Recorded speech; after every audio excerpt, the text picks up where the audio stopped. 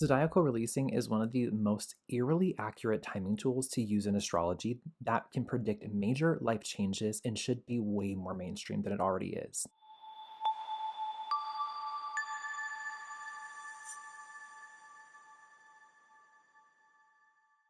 Hello, everyone, and welcome to this episode of the Hummingbird Arcana Podcast. I am Jo Hummingbird. I'm an evolutionary astrologer, Usui Reiki Master, and a tarot and oracle specialist. Today, I wanted to bring you an episode all about timing major life changes utilizing the astrological tool and technique of zodiacal releasing. This is one of the most accurate and most intricate, not complicated, but it is a little bit, nuanced and it can contradict itself sometimes if you're not careful and you don't know what you're doing in astrology. So this is not for my beginners, and this is more so for my intermediate to novice astrologers or even upwards of expert level. So if you are interested in hearing about how to time your life through the astrological technique of zodiacal releasing and some examples as to what you can look for with timing these major life changes, then keep on listening to this episode of Hummingbird Arcana.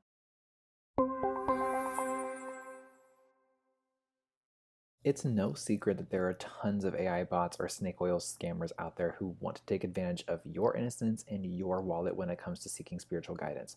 Especially with all of the fear-mongering that happens in today's world, it can be so challenging to navigate the intricacies of our own spiritual journeys, not to mention to be choosing a reader or a practitioner that you actually resonate with before having to pay to work with them.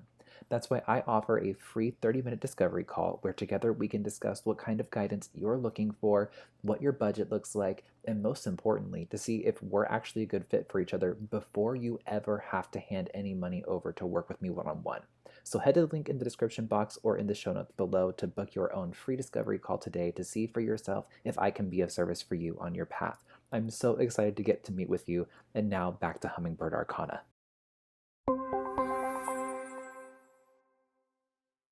All right, so what is zodiacal releasing exactly? For keeping it simple and for sake of time here, it's a Hellenistic astrology technique that utilizes the 7 Hermetic laws. And if you're not familiar with the 7 Hermetic laws, that is a whole other tool in Hellenistic astrology and Hermetic study of esoterica. So for sake of, again, simplicity and for time, I'm just going to tell you what the 7 Hermetic laws are. We're not going to dive into each of them and talk about what they mean because that is going to be a whole lecture. I don't want to, talk your ear off and waste your time or give you more information than you need to be able to make sense of zodiacal releasing for yourself from a simple standpoint. But the 7 Hermetic laws are the Lot of Fortune, which is, most commonly in pop astrology also referred to as the part of fortune, so you'll probably recognize that. You'll also maybe be familiar with the Lot of Eros and the Lot of Spirit, because those are the other 2 most commonly discussed. But then the other 4 are the Lot of Courage, the Lot of Victory, the Lot of Nemesis, and the Lot of Death. Now, they sound a little intimidating, and that's because they can be if you're not utilizing this technique with proper discernment and you're not being detached and objective enough to be able to understand the information presented through the lots with you. Now, the 7 Hermetic lots, specifically when it comes to zodiacal releasing, they're used to track the planetary cycles that are, released, hence the name zodiacal releasing, from each of the signs that each one of these lots is in your natal chart. So just for example here, my Lot of Fortune is in the sign of Gemini. And so whenever we're looking at Gemini releasing, we're going to be taking a look at mercurial patterns. We're going to be taking a look at the planets that are also in the sign of Gemini and tracking those patterns and their influences on my chart. And this is where we pull in the whole technique of zodiacal releasing to be able to do it. Now, the website that I use as my zodiacal releasing calculator is zodiacalreleasing.net. I will have a link for that down below in the description box or in the show notes if you're streaming instead of watching on YouTube. But that website is free. All you have to do is type in your information into the little calculator, just your birthday, time, and location of birth, and it will generate everything for you in 4 columns. Now, this is where it's going to get a little bit intricate and a little bit nuanced because within the subsystem of the 7 Hermetic lots and them having their own influences from the planetary cycles in which rule the lots by position in your natal chart, there are 4 levels to each lot and the timing of those cycles. And I'm going to briefly describe what those are just so you get an idea of where to look and what to look at specifically. And again, we'll dive into some examples so that way you can get a more in-depth understanding of what to look at in particular. But the 4 levels in each lot are going to be, as simple as it is. Level 1, level 2, level 3, and level 4. There are no fun, fancy names for it. There's nothing complicated about it other than the fact that there are 4 of them and lots of different cycles that release on different timings from each level. So what that means is that, let's take a look at the first level. You're going to notice if you're on the Zodiacal releasing calculator that there are like decades or really long spans of multiple years between each of the different cycles or the different dates that it will show you on your Zodiacal releasing calculator. And these decades, these really long spans of time, I want you to think of it as the book that you're writing. And these are all the different books, or if you could think of it like, this is a horrible example, but not because it isn't technically accurate, but it's just because I don't really follow religion, so I don't want you to get caught here. But think of the Bible. There are quote unquote many different books in the actual Bible itself, the text of the Bible. There are, like for example, like Book of Job, Book of Genesis, Book of, fill in the blank with whatever book from the Bible you want to reference.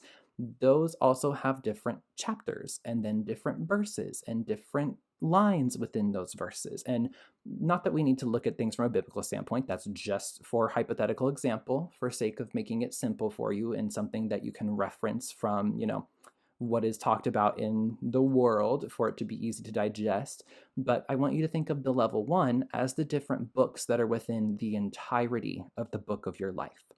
And now with level 2, you'll notice that those are the ones that move through years. Sometimes they'll repeat a couple of times within 1 year, but most of the time you will see differences between like 1 year, 2 years, 3 years. Like I said, also, like there's a rarely that time where, you'll see 2 of the same year in a releasing period of level 2, but I want you to think of those as the chapters of those books. So these are going to be the things that you're talking about in the entirety of the chapter of one book. And all of everything in that chapter is based off of that theme on level 2, whatever sign and whatever date it is currently at or that you're referencing. And then you'll go over to level 3 and you'll see that this is moving through months or, even sometimes just multiple weeks within a month. Sometimes they'll span over and you'll have a repeat, but it's, again, most of the time similar to level 2. It's going to be mostly months and you won't see too many double overlaps there. And these are going to be more so the paragraphs that are within each chapter. So if you think of, when you're reading a brand new chapter and then you see a page full and there are 4 paragraphs on that page, I want you to think of each of the periods from level 3 as a different chapter, or not a chapter, a different paragraph. So this, let's just say, for example, you have like a Sagittarius period in level 3 and it's followed by Capricorn because they always go in order. Now, let's say your Sagittarius happens in June and your Capricorn happens in July. June is going to be a different chapter than July will be because a different sign and a different releasing happens there. So same with the level 2, just by years, and same with the level 1, just by decades and longer spans of time as well.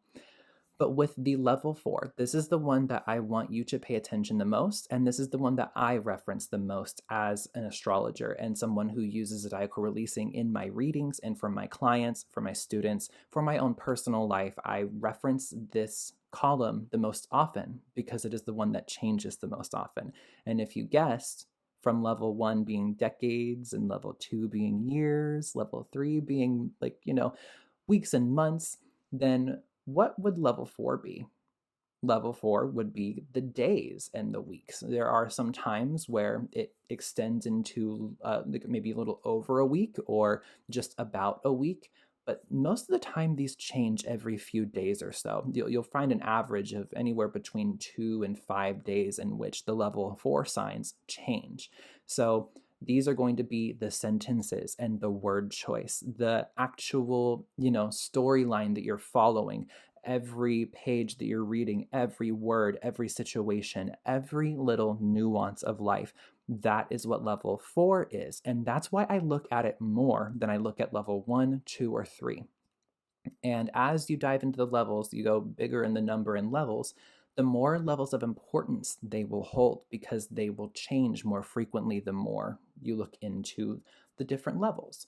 So some examples that I'll be sharing, I won't go into all of the lots. Like I mentioned, the lots I'll be referencing today are going to be the lot of fortune, the lot of spirit, and the lot of nemesis. I'm only going to be talking about those 3 because in my 3 examples, those are the 3 lots that actually get affected that I want to be able to provide you the proper example with. So again, sake of simplicity, we will not be diving into all 7 and getting into crazy nitty-gritty detail. I don't want to overwhelm you.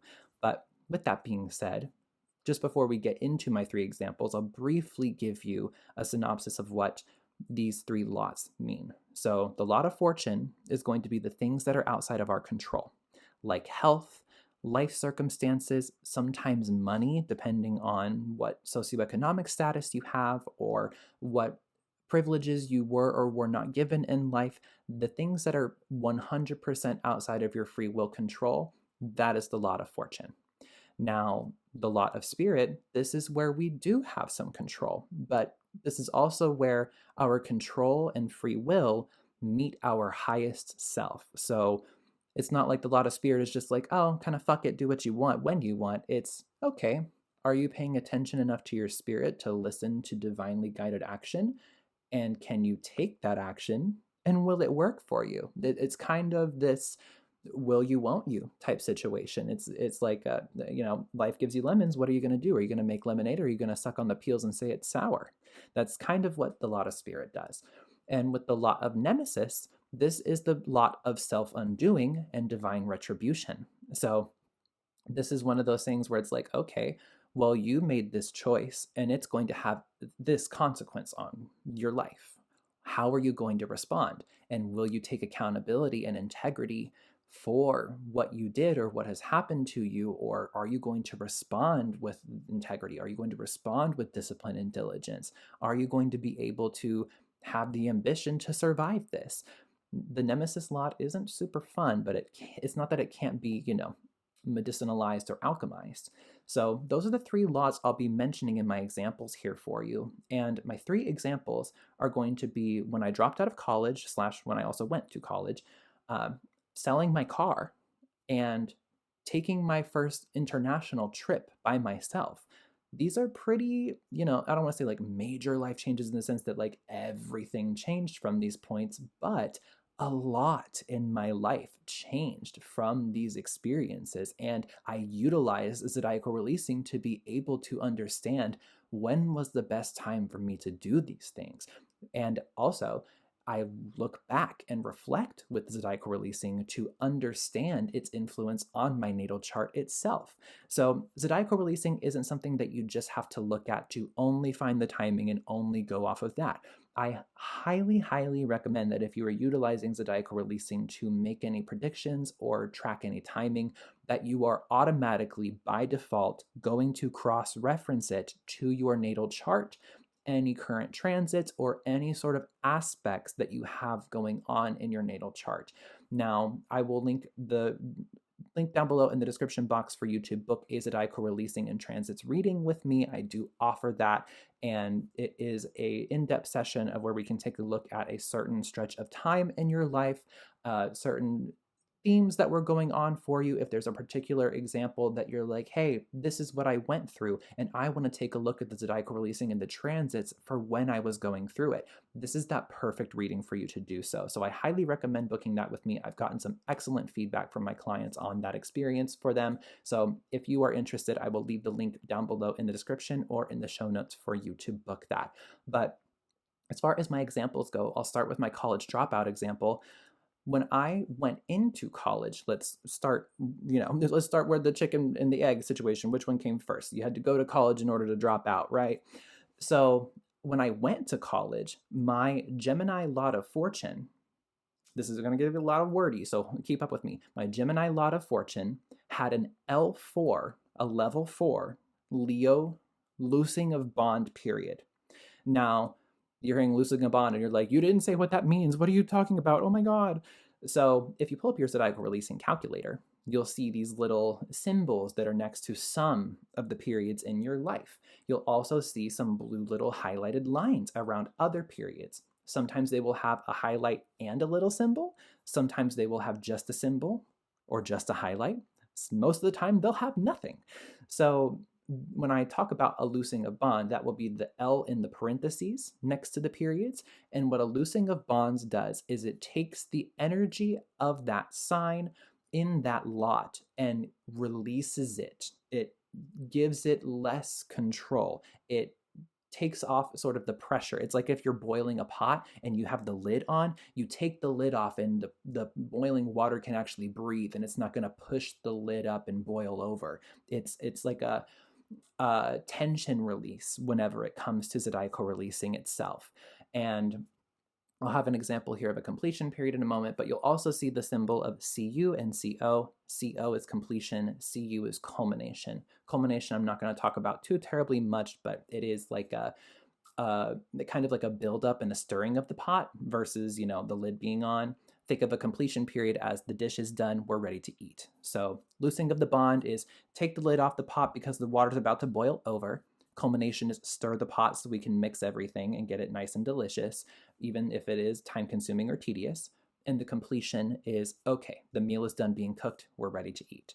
So with this being said, going back to my college dropout example, in the Gemini lot of fortune, I had the level 4 Leo loosing of bond when I entered college. And that I entered college on August 12th in 2020. I was a part of the COVID class graduates, and it was a whole shebang. There was a whole story that could be a whole other podcast episode in and of itself. But I digress. If you think about the two signs, Leo and Gemini, they are what we call sextile in the zodiac. So for me personally, I have Gemini in the 6th house, which is Mercury ruled. It's happy to be there. And I have Leo, you guessed it, 8th house, because 6th and 8th houses are sextile to each other. So my 6th house, my daily routine, my ability to show up for my work. And then over there in Leo is 8th house, psychology, resources, connecting to, taboo or deeper parts of yourself that are a little bit more even sensual rather than just sexual.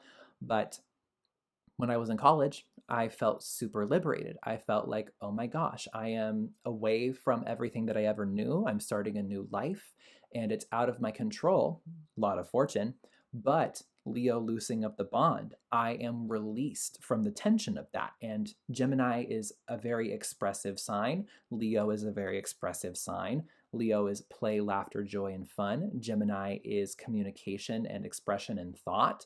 So, of course, it gave me like a beautiful place to be able to solidify who I was becoming, and to begin that process from a more self-realized place, because Leo is also the ruler of the sun, which is the ego, the sense of self, the personality, etc. And Gemini is, of course, the voice. It is the ability to choose word and diction, and the ability to not just like write your life story, but from like a tangible standpoint, but from a metaphorical standpoint as well. And so for me, that was like a very powerful time to show up to college. But in the discovery of myself, I really found that academia was not for me. The system in which it has become has not been supportive to me my entire life. So I don't know what I was thinking going to college, other than just trying to people please my parents and kind of out of spite try to do better than the rest of the people in my family who either didn't go to college at all, didn't get a degree on time, or that denounced education altogether. I was like, you know what? I'm going to be the person who gets a bachelor's in 4 years, and I'm going to be the person to graduate on time. I'm going to be the person to get a job right out of college. No, babe, you're not. You're going to go to college to discover yourself, and you're going to realize that yourself is not where academia is. Yourself is where spirituality is. You're meant to be involved in teaching and learning, but just not in the way that the mundane world thinks that you're going to be or wants to project onto you to be. So then later on, in the same lot of Gemini, or in the lot of Fortune, excuse me, I then, on the day that I dropped out, the day that I packed up my stuff, my parents came to my dorm and they helped me put all my stuff in my car and leave. I was in a Virgo minor peak period on the day that I left in level 4. Now, notice that I've only talked about level 4 here because, again, like I talked about previously when describing the levels to you, level 4 is going to be the thing that happens and changes the most often. So it is the most significant. It is the most effective or the most important or the most influential because, again, it changes the most. And how your day goes, how your life goes, how the things happen to you in life dictate your mood. And this can also show you where those things are coming from, kind of not necessarily why they're happening. It's not we're going to blame Zodiacal releasing for all of our problems. No, thank you. Get the spiritual bypassing out of here. That's not what we're here for. But we can understand the energy in which facilitated these changes or facilitated these moods or these experiences in our life. So for me, a Virgo minor peak period on the day that I left in level 4, my lot of Fortune is in the 6th house, which is ruled by Virgo. So this was like an ultimate power play. It was Mercury. It was the self-expression of Gemini plus the routine and drive of Virgo. It was the authenticity of Gemini with the lack of compromise of Virgo. And with it being a minor peak period instead of a major or a moderate, this was a decision that felt easy, even though it was still life-changing. It wasn't going to be the direction I thought my life was going to go in. And this all happened within a matter of like a month and a half or 2 months. I was in college on August 12th and I dropped out on October 2nd. And October 2nd is exactly when that Virgo minor peak period happened. August 12th is exactly when that Leo loosing of the bond happened. So you can see the direct correlation between the planetary cycles and what was unfolding in my life on top of the things that were out of my control. It's not within my control that I'm not designed for academia, or that the system of academia, rather, wasn't designed for someone like me. That's not within my control. What I can control is how I choose to show up in the world as a result of something not being able to show up for me. And so what I chose was to go back home to work, very 6th house Gemini Virgo energy, and to make money and figure it out from there. And I did. Looking for a simple yet direct way to get an energy check-in with spirit? Tarot and oracle card readings are one of the easiest and best ways to get unbiased information using a divination tool that has been around since the early 1300s. With over 9 years of experience that I have of reading tarot for other people, I'd be more than happy to work one-on-one with you to see what the cards have in store for you for whatever inquiry is on your heart. So head to the link in the description box or in the show notes below to book a tarot and oracle card reading of your very own, and together we'll look at what spirit wants you to know most. Now, back to Hummingbird Arcana.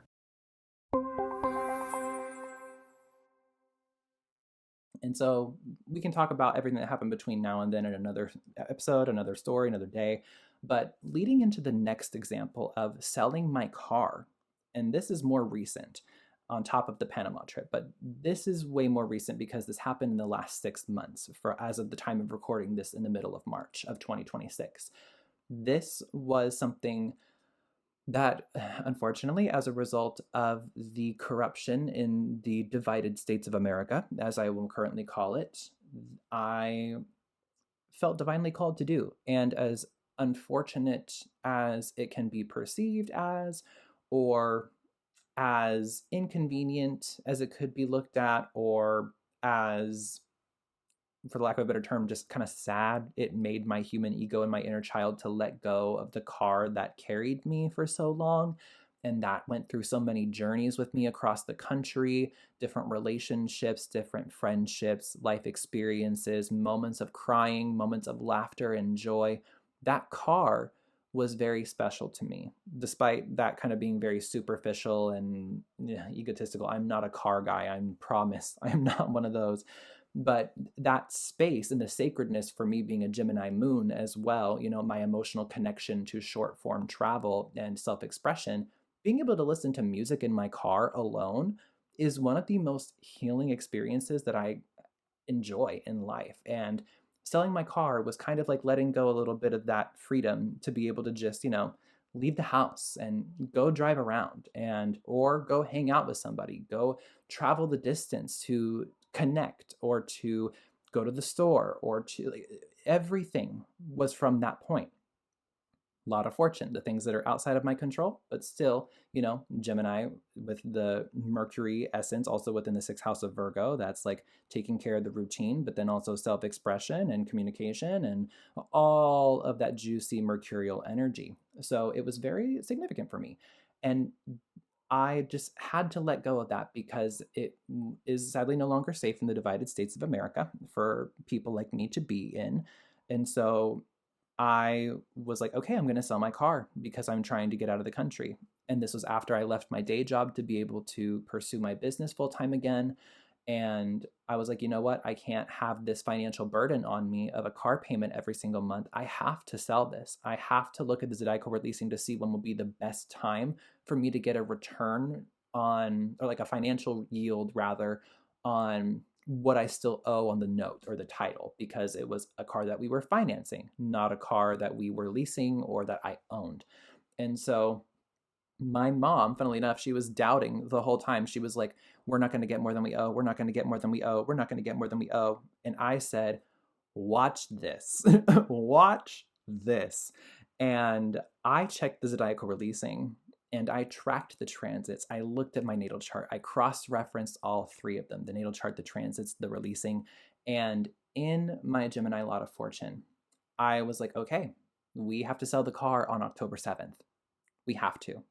It's not, oh, we'll see when either one of us is free or, when it's less crowded or we're going to, no, none of the mundane crap. We have to sell it on this day. I don't control that. This is what Spirit is showing me in the releasing. And let me tell you why.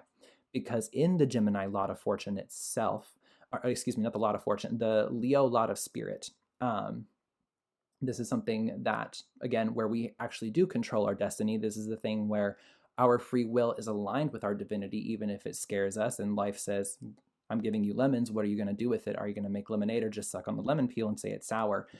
This was when in the Leo lot of spirit, I had a level 4 peak minor period in Virgo on the day of. And also in another lot we'll talk about in a second, there was another period happening, but I'll mention that in a second. We'll break down this peak minor Virgo. Again, Virgo, Mercury ruled, where my Gemini placement is in Virgo's house. This is sextiling Leo, and my lot of fortune, or my lot of spirit, excuse me, in Leo is in the 8th house, sextiling this energy of double mercurial rulership. So I hope that kind of nuanced cross information just made sense the way I said that and the way I put it. But with the level 4 peak minor Virgo period, that felt like, again, the time where it could be a big life change because it is a peak period, but it's a minor peak period versus a major or a moderate. So it isn't going to be as heavy-hearted to be able to do. It is something that I can show up and choose out of the free will of my spirit, Leo lot of spirit, all at the same time honoring the routine and the structure and the organization that Virgo needed from me. And so at the same time that that was happening, over in the opposite lot, in the opposite sign, my lot of nemesis in the sign of Aquarius. So we'll get there in a second. Level 4 in the sign of Aquarius itself, the same sign as the lot of Aquarius, or the lot of nemesis in Aquarius, excuse me, had a build-up completion in Aquarius itself. So that's a lot of words. So Aquarius lot of nemesis, remember earlier the nemesis lot is where we are doing self-undoing and divine retribution. And then the level 4 is, again, the most common changes. Aquarius was the sign in which the level 4 period was happening.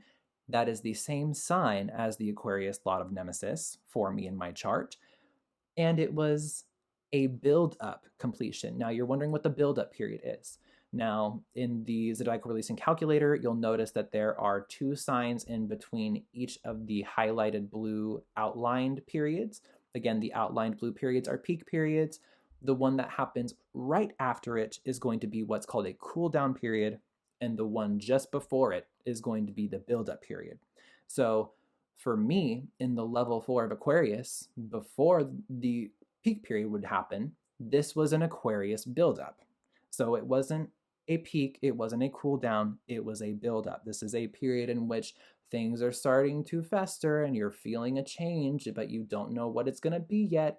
And particularly in the lot of Nemesis, again, divine retribution, but it's not just retribution in a bad way of like a ruler slap on the wrist from spirit. This is saying, okay, well, your consequences are going to present themselves somehow. How would you like to proceed? X or Y? And so for me, in tandem with the lot of spirit in Leo, which is the opposite sign of Aquarius, so the axis of authenticity and radical self-expression was being activated and highlighted by the zodiacal releasing planetary cycles. And with it being a build-up completion period, the lot of Nemesis being completed, it wasn't me being retributed by the universe. It was a time in which the consequences of my actions were coming to completion, hence the name of the completion period itself. And so this is a time where I got to let go of something, even if it didn't make logical sense. It didn't make practical sense from, survival immediacy standpoint, but long term, for the consequence I would reap from completing this task and moving into the next, it would be. So selling the car, as much as it really broke my heart, it was necessary because I wouldn't be where I am today, right now, in Panama, talking to you on this podcast, which leads me into the next example of my Panama trip itself, using zodiacal releasing to predict when to do that. So other than the obvious political tension and corruption of the divided states, I didn't really know when to leave. I just knew I wanted to leave as soon as I possibly could. And I trusted spirit. I put my faith in my higher self. I diligently devoted to my business and trying to figure out where in the world would be safe and where to go, who would accept me, what is culturally okay for me to go to. And here I am.